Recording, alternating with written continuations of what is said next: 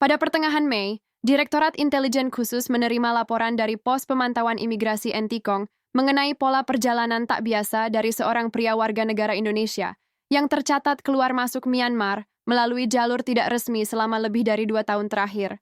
Pria itu tidak masuk dalam daftar diplomat, tenaga medis relawan, atau pengusaha terdaftar.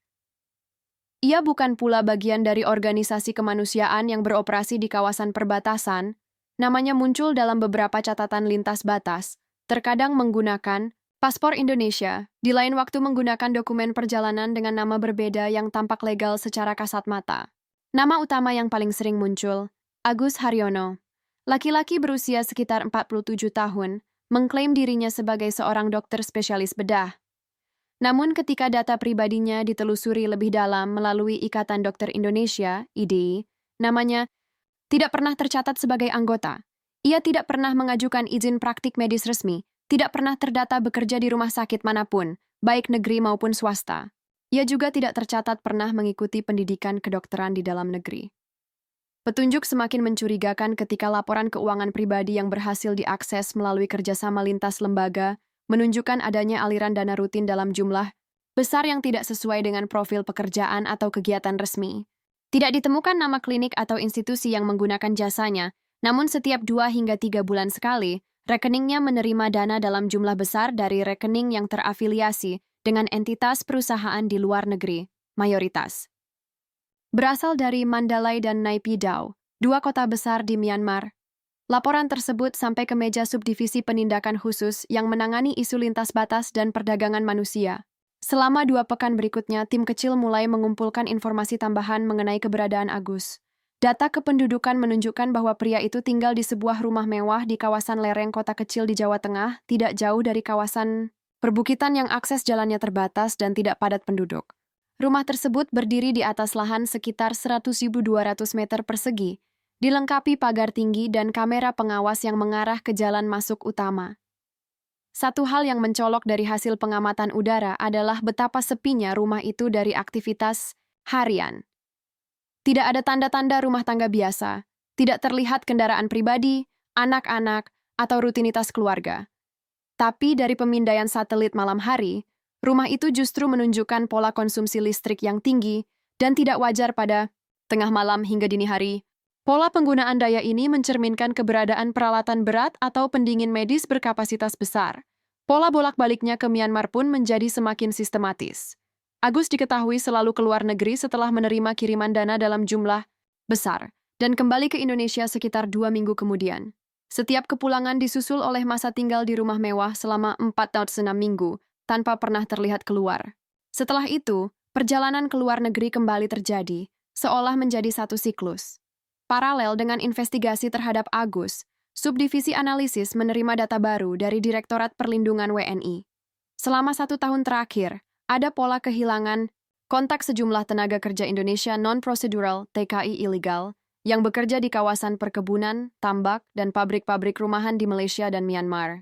Beberapa dari mereka diketahui sebelumnya berada di shelter transit di perbatasan Kalimantan dan Riau.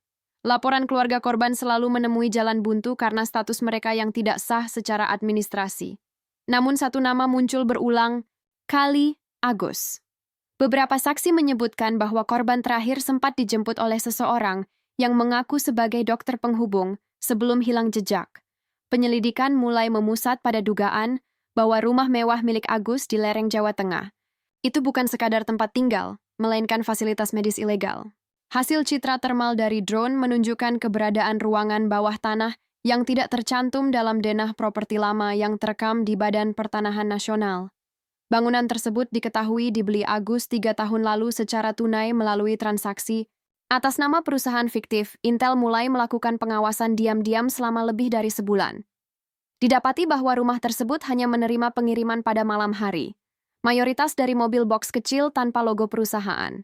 Barang-barang yang diturunkan umumnya dibawa langsung ke dalam rumah oleh 1 atau 2 orang bertudung, tanpa proses penerimaan resmi. Aktivitas lain nyaris nihil. Tidak ada kegiatan sosial, tidak ada interaksi dengan tetangga, tidak ada layanan publik masuk seperti PLN atau PDAM, semuanya menggunakan sistem mandiri. Laporan sementara yang disusun oleh tim pengamat menyimpulkan bahwa rumah tersebut berpotensi digunakan untuk kegiatan medis ilegal. dengan target korban berasal dari kelompok TKI yang rawan dieksploitasi. Dugaan awal mengarah pada praktik pencurian organ, dengan Myanmar sebagai tujuan pengiriman. Dalam waktu 3 minggu setelah laporan dikonsolidasikan, sebuah tim kecil terdiri dari personel intelijen, tenaga medis forensik, dan ahli hukum dibentuk untuk persiapan operasi darurat. Nama Agus Haryono menjadi prioritas tingkat 1 dalam daftar pengawasan internal. Tidak ada peringatan, tidak ada panggilan, hanya pengamatan diam, menunggu waktu yang tepat. 2 pekan setelah pemantauan intensif dimulai, tim gabungan memutuskan untuk memperluas radius pengawasan. Fokus utamanya bukan hanya aktivitas Agus Haryono, tapi juga pergerakan kendaraan, kurir, serta siapapun yang memiliki akses fisik ke rumah mewah tersebut. Lokasinya yang terletak di pinggiran kota kecil di Jawa Tengah memberikan keuntungan tersendiri bagi pelaku.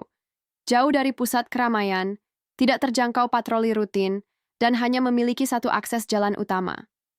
Bahkan tetangga terdekat berada lebih dari 100 meter, membuat suara atau aktivitas tak wajar sulit terdengar. Rumah itu tampak tak berpenghuni dari luar. Tidak ada taman yang dirawat, tidak ada jemuran, tidak ada gerobak tukang atau kurir yang berhenti secara kasual.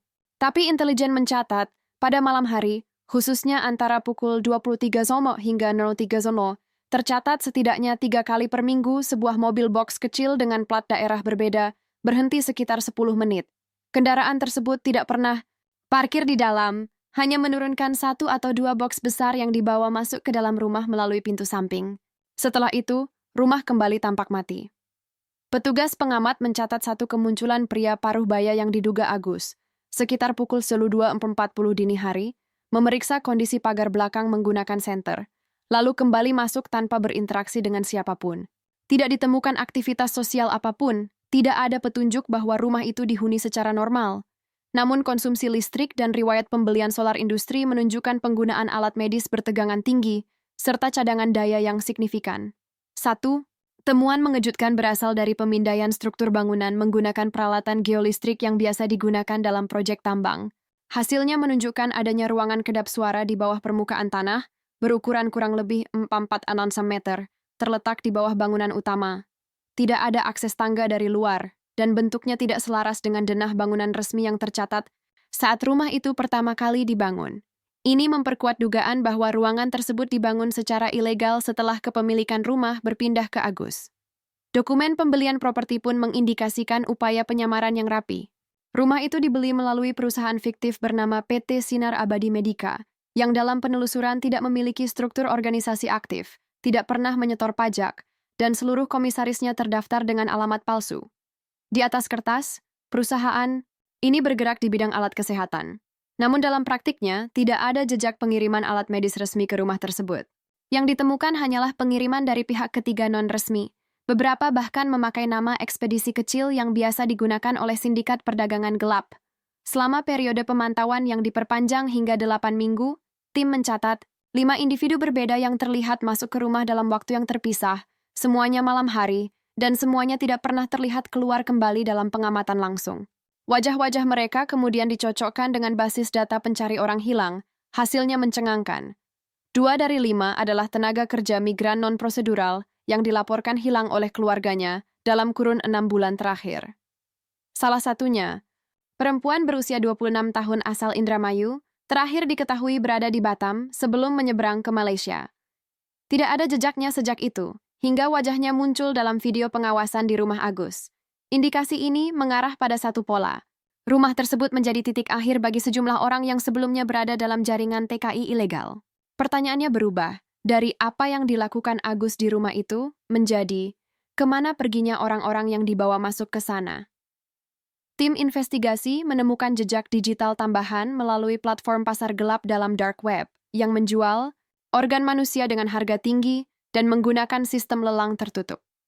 Salah satu postingan yang dianalisis menyebut 2 ginjal dalam kondisi segar, berasal dari donor Asia Tenggara, cocok untuk transplantasi pasien usia muda. Meski tidak menyebut lokasi eksplisit, metadata file menunjukkan server pengunggah berada di Mandalay, Myanmar, kota yang beberapa kali menjadi titik kedatangan Agus dalam rekam perjalanannya. Lebih jauh, aktivitas rekening Agus menunjukkan pembelian besar-besaran untuk alat bedah, tabung pendingin medis, dan cairan pengawet organ.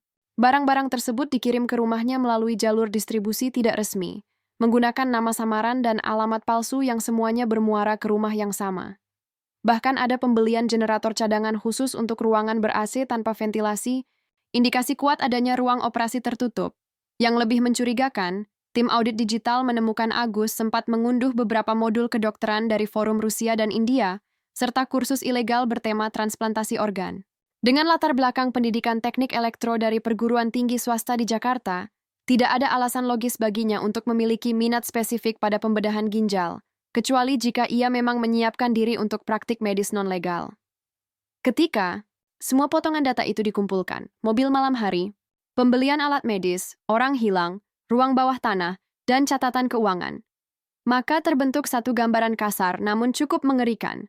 Rumah itu bukan sekadar tempat tinggal, tapi laboratorium medis ilegal yang digunakan untuk pengambilan organ secara sembunyi-sembunyi, dengan target korban yang tidak terlindungi oleh sistem hukum. Para TKI ilegal yang tidak bisa bicara dan tidak dicari oleh negara. Di dalam sistem hukum pidana, praktik semacam ini termasuk dalam kategori kejahatan transnasional berat dan kejahatan terhadap kemanusiaan, apalagi jika terbukti bahwa korban tidak dalam kondisi sadar atau tidak memberikan persetujuan atas pengambilan organ. Menjelang akhir bulan ke-8 pemantauan, keputusan dibuat. Waktu observasi telah cukup, bukti awal telah terkumpul, dan operasi penindakan harus dilakukan sebelum jejak korban atau barang bukti lenyap. Operasi penggerebekan ditetapkan dalam waktu kurang dari 2 minggu. Tim forensik disiapkan, alat pendingin organ dipesan untuk pengamanan barang bukti, dan jalur komunikasi darurat disiapkan jika ditemukan korban hidup di dalam. Tugas berikutnya bukan lagi mengamati, melainkan masuk, mengamankan, dan mengungkap semua isi rumah itu, sebelum satu ginjal lagi meninggalkan negeri ini dalam kondisi terbungkus es. Operasi penggerebekan dijadwalkan pada hari Selasa dini hari, pukul 02 SEO, waktu di mana aktivitas mencurigakan di rumah itu paling sering terjadi. Selama 3 hari sebelumnya, tim gabungan dari intelijen kepolisian, unit tindak cepat, dan forensik, medis telah bersiaga dalam radius 1 kilometer dari lokasi. Semua akses keluar masuk desa kecil tempat rumah tersebut berada sudah dalam pengawasan penuh. Tidak ada satu kendaraan pun yang masuk tanpa teridentifikasi. Tim operasi terdiri dari 18 personel gabungan. 6 di antaranya bertugas menutup semua jalur kabur di perimeter belakang dan samping rumah. 4 personel masuk dari pintu depan dan samping sebagai tim utama, sementara sisanya menangani dokumentasi, penyitaan alat, serta membawa peralatan medis untuk mendukung temuan yang diperkirakan berkaitan dengan organ tubuh. 1 jam sebelum penyergapan dimulai, aliran listrik di jalur rumah itu sengaja dimatikan secara lokal menggunakan sistem bypass dari PLN. Ini dilakukan untuk mencegah aktivasi sistem keamanan, kemungkinan kamera tersembunyi, serta mengganggu stabilitas alat medis di dalam jika digunakan secara aktif saat itu.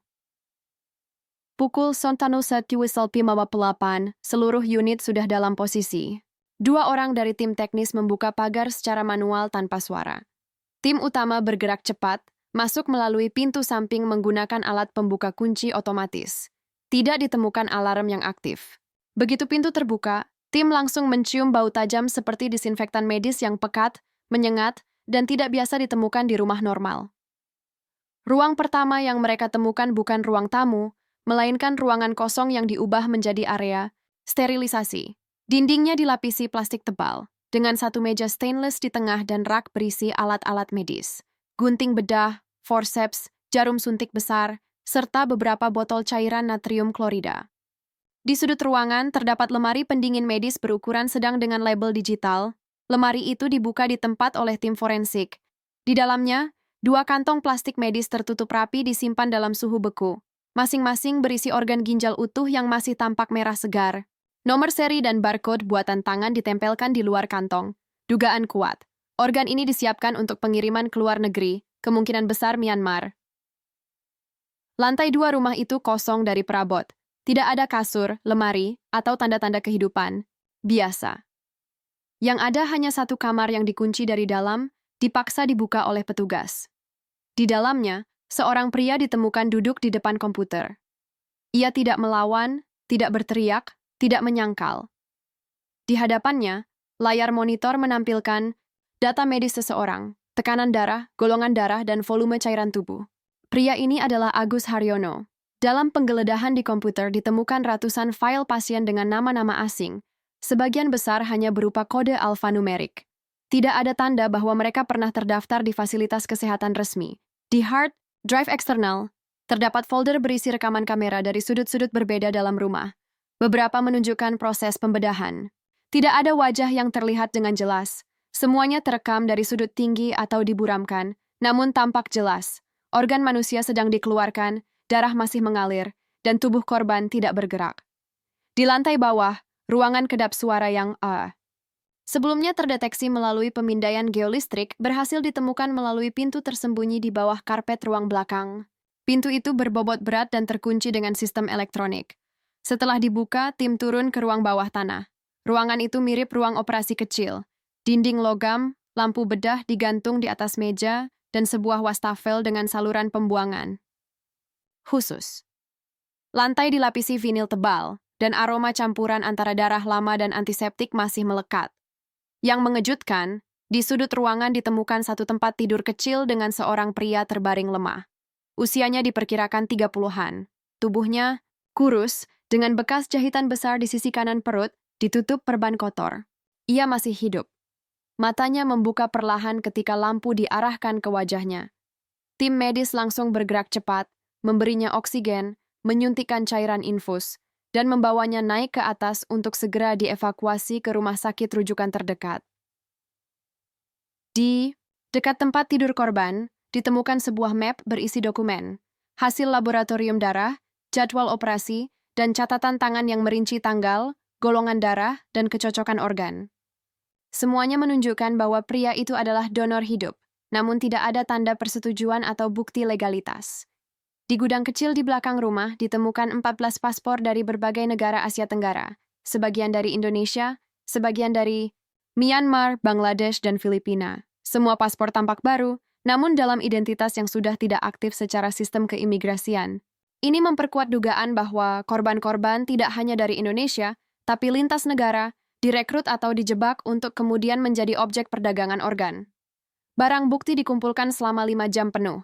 Sebanyak 3 hard drive, 1 laptop, 1 CPU, 2 lemari pendingin organ, 1 alat bedah lengkap, 48 instrumen medis sekali pakai, serta 1 kantong berisi uang tunai 274 juta dan USD 15.000 turut diamankan. Agus Haryono langsung dibawa ke tahanan Mabes Polri untuk pemeriksaan intensif, sementara korban selamat dirawat dengan pengawalan ketat. Media belum mengetahui peristiwa ini. Sengaja tidak diumumkan untuk menjaga kerahasiaan operasi dan integritas penyelidikan internasional yang mulai melibatkan Interpol. Hanya segelintir pejabat tinggi yang tahu apa yang sebenarnya ditemukan di rumah itu. Rumah yang sekilas tampak biasa, tapi menyimpan jaringan perdagangan organ ilegal yang rumit, rapi, dan sangat berbahaya. Setelah penggerebekan tuntas dan seluruh barang bukti diamankan, tim intelijen mulai melacak lebih jauh jaringan di balik aktivitas Agus Haryono. Fokus utama adalah hubungan antar negara, terutama Myanmar, tempat yang dalam beberapa tahun terakhir dikenal sebagai salah satu jalur gelap perdagangan organ manusia. Data dari imigrasi menunjukkan bahwa Agus telah melakukan perjalanan ke Myanmar sebanyak 19 kali dalam kurun 2 tahun terakhir, masing-masing kunjungan rata-rata selama 4 hingga 6 hari. Tidak ditemukan catatan perjalanan medis, seminar, atau kegiatan profesional yang bisa menjelaskan keberadaannya secara resmi di sana. Sumber terbuka dari komunikasi digital Agus, termasuk email terenkripsi, transaksi daring via crypto wallet, serta catatan log dari IP address luar negeri, menunjukkan ia aktif berkomunikasi dengan 2 individu dengan kode nama UT dan Kanda M. Pesan-pesan ini menggunakan format bahasa campuran, Inggris, bahasa Indonesia, serta istilah medis dalam bahasa Latin. Pola komunikasi mereka menunjukkan satu hal yang pasti, adanya skema perdagangan organ lintas negara, dengan Agus berperan sebagai penyedia utama organ ginjal dari wilayah Indonesia. Jejak digital dari UT mengarah pada sebuah organisasi medis swasta di pinggiran kota Mandalay, Myanmar, yang secara resmi terdaftar sebagai klinik spesialis nefrologi. Namun hasil investigasi menunjukkan bahwa klinik tersebut tidak pernah menerima pasien lokal. Seluruh aktivitas medis di sana dilakukan malam hari. Tidak ada pasien yang datang sendiri. Semuanya diantar menggunakan mobil tertutup, dan tidak pernah terlihat keluar dari bangunan yang sama. Melalui kerjasama dengan aparat keamanan di Yangon, serta dukungan Interpol, sebuah operasi siber diluncurkan untuk menyusup ke server organisasi tersebut. Dalam server lokal mereka ditemukan puluhan data pasien asing, semua tercatat hanya dengan nomor dan kode darah. Tidak satu pun memiliki dokumen persetujuan donor organ.